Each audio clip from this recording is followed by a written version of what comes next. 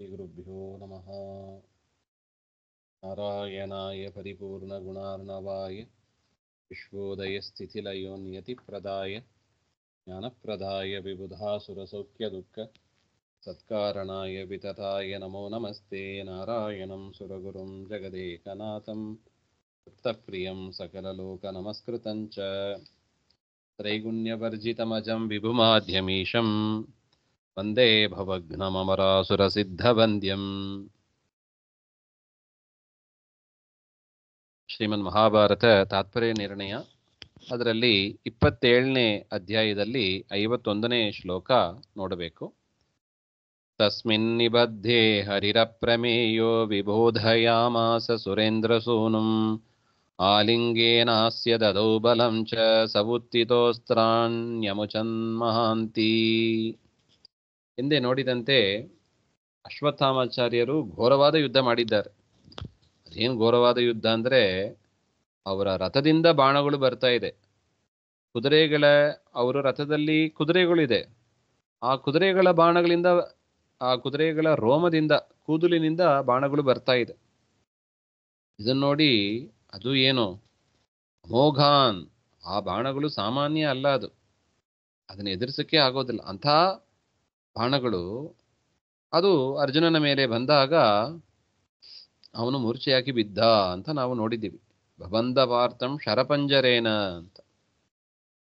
ಅಂಥ ಅರ್ಜುನ ಮೂರ್ಛೆಯಾಗಿ ಬಿದ್ದಾಗ ನಿಬದ್ಧೇ ಸತಿ ವಿಬೋಧಯಾಮಾಸ ಅಂತ ಪರಮಾತ್ಮ, ಅಂತ ಅರ್ಜುನನನ್ನ ಪರಮಾತ್ಮ ಮತ್ತೆ ಎಬ್ಬಿಸ್ತಾನೆ. ಅವನು ಎಬ್ಬಿಸಿ ಆಲಿಂಗೇನ ಅಸ್ಯ ದದೌ ಬಲಂಚ, ಆ ಅರ್ಜುನನನ್ನ ಆಲಿಂಗನ ಮಾಡಿಕೊಂಡು, ಪರಮಾತ್ಮ ಆಲಿಂಗನ ಮಾಡಿಕೊಂಡ ಕೂಡಲೇ ಅರ್ಜುನನಿಗೆ ಬಲ ಜಾಸ್ತಿ ಆಯ್ತಂತೆ. ಎಷ್ಟು ಆಶ್ಚರ್ಯ ನೋಡಿ. ಆಲಿಂಗನ ಮಾಡಿಕೊಂಡ್ರೆ ಧೈರ್ಯ ಬರುತ್ತದೆ ಎಂಬ ಅದಕ್ಕೆ ಇದೇ ಸಾಕ್ಷಿ. ಅದರಿಂದ ಪ್ರೀತಿಯಿಂದ ಆಲಿಂಗನ ಮಾಡ್ಕೋಬೇಕು ಅಂತ. ಆಲಿಂಗೇನ ಅಸ್ಯ ದದೌ ಬಲಂಚ ಉತ್ತಿತಃ ಅಸ್ತ್ರಾಣಿ ಅಮುಚತ್. ಅವನು ಮತ್ತೆ ಎದ್ದು ಅಸ್ತ್ರಗಳನ್ನ ಅಶ್ವತ್ಥಾಮಾಚಾರ್ಯರ ಮೇಲೆ ಅವನು ಕೂಡ ಪ್ರಯೋಗ ಮಾಡ್ತಾನೆ. ನಿವಾರ್ಯ ತಾನಸ್ತ್ರವರೇರ್ಗುರೋ ಸುತಃ ಚಿಚ್ಛೇದ ಚಜ್ಜಾಂ ಯುಧಿ ಗಾಂಡಿವಸ್ಯ ವವರ್ಷ ಪಾರ್ಥಂ ಚ ಶರೈರಧಾನ್ಯಾಧ್ಯಾಸೀತಯಾ ಗಾಂಡಿವಂ ಸೋಪ್ಯಯುಂಕ್ತ. ಏನಾರು ಮಾಡಿ ಅರ್ಜುನನನ್ನ ಬೀಳಿಸಬೇಕು ಅಂತ ಅಶ್ವತ್ಥಾಮರ ಪ್ರಯತ್ನ. ಆದರೆ ಕೃಷ್ಣ ಇರುವ ತನಕ ಏನೂ ಆಗೋದಿಲ್ಲ ಅಂತ ಅವರಿಗೆ ಗೊತ್ತಿದೆ. ಆದರೂ ಕೂಡ ನಮಗೆ ಮನವರಿಕೆ ಆಗಬೇಕು ನೋಡಿ. ಎಲ್ಲಿ ತನಕ ದೇವರ ಅನುಗ್ರಹ ಇರುತ್ತದೆ ಅಂಥ ವ್ಯಕ್ತಿಗಳನ್ನ ಯಾರೂ ಏನು ಮಾಡ್ಲಿಕ್ಕೆ ಆಗೋದಿಲ್ಲ ನೋಡಿ. ಅರ್ಜುನನೇ ಸಾಕ್ಷಿ. ಒಂದು ಕ್ಷಣ ಸಾಕು ಅಶ್ವತ್ಥಾಮರು ಅರ್ಜುನನನ್ನ ಬಂಧನ ಮಾಡಿದ್ದಾರೆ. ಮತ್ತೆ ಅವರನ್ನ ಆಲಿಂಗನ ಮಾಡಿ ಎಬ್ಬಿಸಿ ಮತ್ತೆ ಯುದ್ಧಕ್ಕೆ ತಯಾರು ಮಾಡಿಸಿಬಿಟ್ಟ ಕೃಷ್ಣ ಒಂದು ಕ್ಷಣದಲ್ಲಿ. ಎಂಥ ಅನುಗ್ರಹ ನೋಡಿ ಕೃಷ್ಣನ್ ಅರ್ಜುನನ ಮೇಲೆ. ಕೃಷ್ಣನ ಸಾಮರ್ಥ್ಯ ನೋಡಿ. ಅಶ್ವತ್ಥಾಮರ ಸಾಮರ್ಥ್ಯ ಏನು? ಬೀಳಿಸೋದು. ಕೃಷ್ಣನ ಸಾಮರ್ಥ್ಯ ಬಿದ್ದವರನ್ನು ಎಬ್ಬಿಸೋದು. ಕಷ್ಟ ಇದೆ ಅದು. ಇಷ್ಟ ಆಗ್ತಾ ಇರುವಾಗ ಮತ್ತೆ ಏನಾಯ್ತಂದ್ರೆ, ಅಶ್ವತ್ಥಾಮರು ಬಾಣಗಳನ್ನು ಬಿಡ್ತಾರೆ. ಆ ಅರ್ಜುನನ ಗಾಂಡೀವದ ಜ್ಯ ಅಂದ್ರೆ ಹಗ್ಗ, ಆ ಹಗ್ಗವನ್ನು ತುಂಡು ಮಾಡಿಬಿಡ್ತಾರೆ ಅಶ್ವತ್ಥಾಮರು. ಏನ್ ಮಾಡಬೇಕು? ಅರ್ಜುನ ಹೇಗೆ ಬಾಣ ಬಿಡಬೇಕು? ಅದು ಧನುಸ್ಸು ಇದ್ರೆ, ಹಗ್ಗ ಕಟ್ಟಿದ್ರೆ ಅದರಲ್ಲಿ ಬಾಣವನ್ನು ಜೋಡಿಸಿ ಬಿಡೋದು. ಹಗ್ಗವನ್ನೇ ತುಂಡು ಮಾಡಿಬಿಟ್ರೆ ಬಾಣ ಇಟ್ಕೊಂಡು ಬಿಲ್ಲಿನ ಇಟ್ಕೊಂಡು ಏನ್ ಮಾಡೋದು? ಆದ್ರೆ ಆ ಗಾಂಡೀವದ ವೈಶಿಷ್ಟ್ಯ ಏನು ಅಂದ್ರೆ, ಹಗ್ಗ ತುಂಡಾದರೂ ಕೂಡ ಮತ್ತೆ ಚಿಗುರ್ತಾ ಇತ್ತಂತೆ. ಮತ್ತೆ ಅರ್ಜುನ ಅದನ್ನ ತೆಗೆದು ಕಟ್ಟಿ ಮತ್ತೆ ಯುದ್ಧಕ್ಕೆ ತಯಾರಾದ ಅಂತ ವಿಶಿಷ್ಟವಾದ ಗಾಂಡೀವ ಅದು. ಗಾಂಡೀವಂ ಅಯುಂಕ್ತ ಇಯೋಜ ಅಂತ ಬರೀತಾರೆ. ಮತ್ತೆ ಜೋಡಿಸಿ ಅರ್ಜುನ ಬಾಣವನ್ನು ಬಿಟ್ಟ. ಆ ಅಟೆಂಪ್ಟು ಫೇಲ್ ಆಯ್ತು. ಅರ್ಜುನನನ್ನೇ ಬೀಳಿಸಿದ್ರು, ಗಾಂಡೀವನ್ನು ಬೀಳಿಸಿದ್ರು. ಮತ್ತೆ ಎಲ್ಲ ಕೆಲಸಕ್ಕೆ ಬಂತು ಅರ್ಜುನನಿಗೆ. ಅರ್ಜುನನ ಸೋಲ್ಸೋದು ಕಷ್ಟ ಆಯ್ತು ಅವರಿಗೆ. ತತಶ್ಚರೇನ ಕುಪಿತಃ ಶಿತೇನ ದ್ರೌಣಿ ಸಾರಥೇಃ ಶಿರೋಜಹಾರ ಕೌಂತೇಯಃ ಸಾರಥ್ಯಂ ಸೋಕರೋತ್ ಸ್ವಯಂ.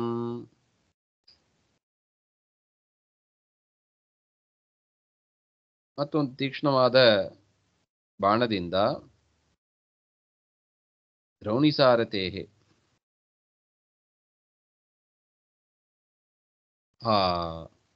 ಅರ್ಜುನ ಏನ್ ಮಾಡಿದ?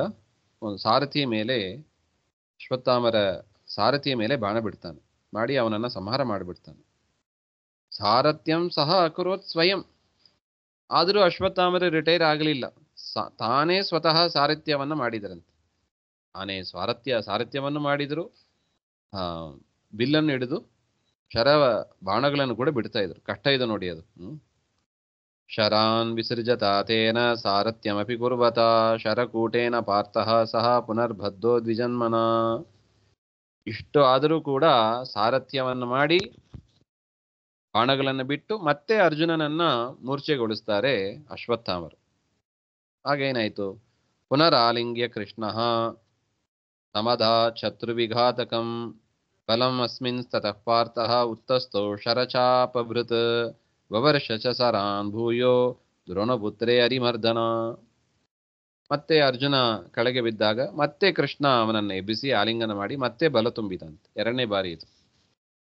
ಮತ್ತೆ ಅರ್ಜುನ ಎದ್ದು ವಿಶಿಷ್ಟವಾಗಿ ದ್ರೋಣಾಚಾರ್ಯರ ಮೇಲೆ ಬಾಣಗಳನ್ನ ಎಸೆದ ಹಾಗೆ ಅಂತ ಹೇಳ್ತಾರೆ. ಕೃಷ್ಣನ ಕರುಣೆ ನೋಡಿ. ಪುನಸ್ತಸ್ಯ ತುತೋ ದಜ್ಯಾಂ ದ್ರೌಣಿಃ ಸಂಧಾಯತಾಂ ಪುನಃ ಪಾರ್ಥೋ ದ್ರೋಣಸುತಸ್ಯ ಆಶ್ವರಶ್ಮೀಶ್ಚಿಚ್ಛೇದ ಸಾಯಕೈಃ. ಮತ್ತೆ ಅಶ್ವತ್ಥಾಮರು ಆ ಅರ್ಜುನನ ಗಾಂಡೀವದ ಹಗ್ಗವನ್ನ ತುಂಡು ಮಾಡ್ತಾರೆ, ಮತ್ತೆ ಅದು ಚಿಗಿರ್ತು, ಮತ್ತೆ ಅದನ್ನ ತಯಾರ್ಪಡಿಸಿದ ಅಂತ ಹೇಳ್ತಾ ಇದ್ದಾರೆ.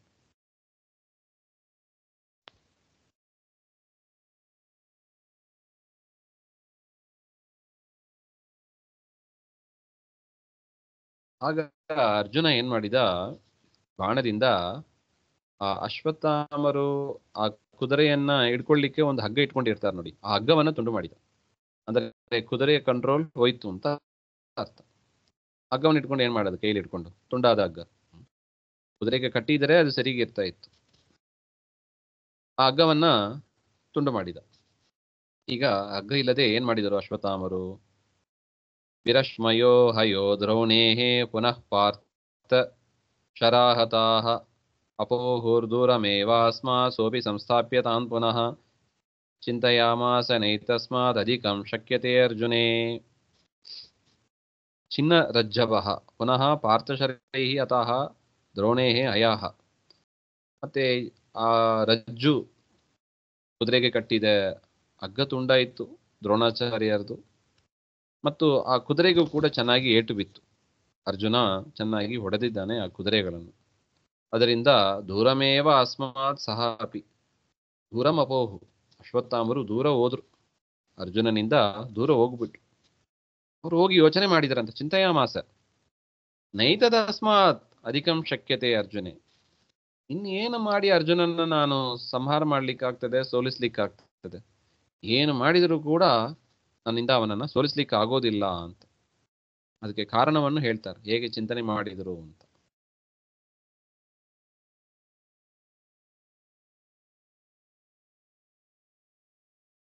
ಸಾರಥಿತ್ವಾತ್ ಕೇಶವಸ್ಯ ಧ್ವಜಸ್ತತ್ವಾತ್ ಹನುಮತಃ ಗಾಂಡೀವತ್ವಾತ್ ಕಾರ್ಮುಕಸ್ಯ ಚೇಷುಧ್ಯ ರಕ್ಷಯತ್ವತಃ. 4 ಕಾರಣ ಹೇಳ್ತಾ ಇದ್ದಾರೆ ಇಲ್ಲಿ. ಸಾರಥಿತ್ವಾತ್ ಕೇಶವಸ್ಯ, ಕೃಷ್ಣ ಸಾರಥಿಯಾಗಿರುವಾಗ ಅವರ ಅಧಿಕನಾದ ಅರ್ಜುನನ ಏನ್ ಮಾಡ್ಲಿಕ್ಕೆ ಸಾಧ್ಯ? ಅಷ್ಟು ಮಾತ್ರ ಅಲ್ಲ, ಧ್ವಜದಲ್ಲಿ ಕೃಷ್ಣ ಎದುರುಗಡೆ ಇದ್ದಾನೆ ಸಾರಥಿಯಾಗಿ, ಮೇಲೆ ಧ್ವಜದ ಮೇಲೆ ಹನುಮಂತ ದೇವರಿದ್ದಾರೆ.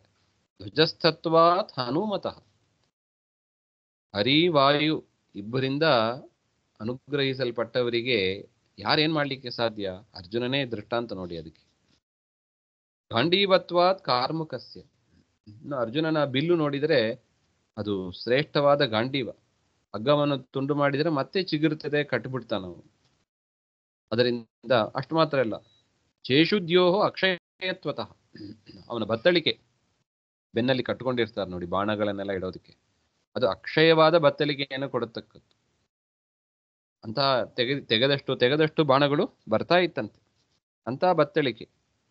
ಈ ರೀತಿಯಾದ ಅರ್ಜುನನನ್ನ ಯಾರೇನ್ ಮಾಡ್ಲಿಕ್ಕೆ ಸಾಧ್ಯ ಅಂತ ಚಿಂತನೆ ಮಾಡಿದರು. ಅವಧ್ಯತ್ವ ತಥಾಶ್ವಾನಾಂ ಅಭೇದ್ಯತ್ವ ರಥಸ್ಯ ಚ. ಇನ್ನು ಅವನ ರಥ, ಅರ್ಜುನನ ರಥ ಅದು ಅವಧ್ಯ, ಆ ಕುದುರೆಗಳು ಅವಧ್ಯ. ಅವನ ರಥವೂ ಅಭೇದ್ಯ. ಏನೋ ಬಾಮ ಬ್ಲಾಸ್ಟ್ ಮಾಡೋಣ ಹಾಗೆಂದ್ರೆ ಅದು ಕೂಡ ಸಾಧ್ಯ ಇಲ್ಲ. ಎಷ್ಟು ಆಗ್ನೇಯ ಅಸ್ತ್ರ ಹಾಕಿದ್ರು ಕೂಡ ಕೃಷ್ಣ ಅದನ್ನ ಉಪಶಮ ಮಾಡ್ತಾ ಇದ್ದ. ಆ ರಥವು ಅಭೇದ್ಯವಾಗಿತ್ತು. ಆ ಕುದುರೆಗಳನ್ನು ಕೂಡ ಸಾಯಿಸ್ಲಿಕ್ಕಾಗಿಲ್ಲ, ಅದು ಕೂಡ ಅವಧ್ಯತ್ವವುಳ್ಳದ್ದಾಗಿ ಇತ್ತು. ಅಥೋ ಯೋದ್ಧಂ ಸಮರ್ಥೋಪಿ ನಾಧ್ಯಯಾಮಿ ಧನಂಜಯಂ. ಯದ್ಯಪಿ ಅರ್ಜುನನನ್ನು ಕೊಳ್ಳುವ ಸಾಮರ್ಥ್ಯ ಇದೆ ನನಗೆ, ಆದರೂ ಆ ಸುತ್ತಮುತ್ತ ಇದ್ದ ಒಂದು ಪರಿಸರ ನೋಡಿ, ಕೃಷ್ಣ, ಹನುಮಂತ, ಶ್ರೇಷ್ಠವಾದ ಧನುಸ್ಸು, ಶ್ರೇಷ್ಠವಾದ ರಥ, ಶ್ರೇಷ್ಠವಾದ ಕುದುರೆ, ಈ ಸಂದರ್ಭದಲ್ಲಿ ನಾನು ಅರ್ಜುನನ ಜೊತೆಗೆ ಯುದ್ಧಕ್ಕೆ ಹೋಗಬಾರದು ಅಂತ ಚಿಂತನೆ ಮಾಡಿದರು ಅಶ್ವತ್ಥಾಮರು. ಏವಂ ಸಮತ್ವಾ ಪ್ರವಿವೇಶ ಸೇನಾಂ ಪಾಂಡೋ ಸುತಾನಾಮಥ ತಂ ಸಮಭ್ಯಯಾತ್. ಪಾಂಡ್ಯಸ್ತಯೋರಾಸ ಸಯುದ್ಧಮದ್ಭುತಂ ಪ್ರವರ್ಷತೋ ಸಾಯಕ ಪೂರಮುಗ್ರಂ. ಈ ರೀತಿಯಾಗಿ ಚಿಂತನೆ ಮಾಡಿ ಪಾಂಡೋಹೋ ಸೇನಾಂ ಪ್ರವಿವೇಶ, ಪಾಂಡವರ ಸೈನ್ಯವನ್ನ ಪ್ರವೇಶ ಮಾಡ್ತಾರೆ. ಭೀಮಸೇನ ದೇವರ ಜೊತೆಗೆ ಯುದ್ಧ ಮಾಡ್ಲಿಕ್ಕಾಗಲ್ಲ, ಅರ್ಜುನನ ಜೊತೆಗೂ ಯುದ್ಧ ಮಾಡ್ಲಿಕ್ಕಾಗಲ್ಲ. ಇನ್ನೊಂದು ಯುಧಿಷ್ಠಿರ ಮುಂತಾದವರು, ನಕುಲ ಸಹದೇವ ಅವರೆಲ್ಲ ಓಡಿ ಹೋಗ್ಬಿಟ್ರು. ಅವ್ರ ಜೊತೆಗೆ ಇನ್ನೇನು ಯುದ್ಧ ಮಾಡೋದು ಅಂತ ಪಾಂಡವರ ಸೈನ್ಯರ ಜೊತೆಗೆ ಯುದ್ಧ ಮಾಡಿದ್ರು ಅಂತ ಹೇಳ್ತಾರೆ. ಪಾಂಡ್ಯೋ ರಾಜ ತಂ ದ್ರೋಣಿಂ ಸಮಭ್ಯಯ ತಯೋಹೋ. ಪಾಂಡು ದ್ರೋಣ್ಯೋಹೋ, ಪಾಂಡ್ಯ ದೇಶದ ರಾಜ ಅಂತ ಒಬ್ಬ ಇದ್ರು, ಅವ್ರ ಜೊತೆಗೆ ಮತ್ತು ದ್ರೋಣಿ ಅಶ್ವತ್ಥಾಮರ ಜೊತೆಗೆ ಯುದ್ಧ ಆಯಿತು. ಪಾಂಡ್ಯ ದೇಶ ಅಂದ್ರೆ ಅದೇ ತಮಿಳುನಾಡು ಪ್ರಾಂತ್ಯದ ರಾಜ, ಪಾಂಡ್ಯ ರಾಜ ಅಂತ ಹೇಳ್ತಾರೆ ನೋಡಿ, ಚೇರ ಚೋಳ ಪಾಂಡ್ಯ ಅಂತ. ಆ ಪಾಂಡ್ಯ ದೇಶದ ರಾಜ, ಅವರು ಪಾಂಡವರ ಪಕ್ಷವನ್ನು ವಹಿಸಿದ್ರು. ಅವ್ರ ಜೊತೆಗೆ ಅಶ್ವತ್ಥಾಮರು ಯುದ್ಧವನ್ನ ಮಾಡಿದರು. ಅದೇನಾಯ್ತು ಅಂತ ಮತ್ತೆ ನೋಡೋಣ. ಶ್ರೀಮಧ್ವಾಂತರ್ಗತ. ಶ್ರೀಕೃಷ್ಣ ಅರ್ಪಣಮಸ್ತು. ಶ್ರೀ ಹರೇ ನಮಃ.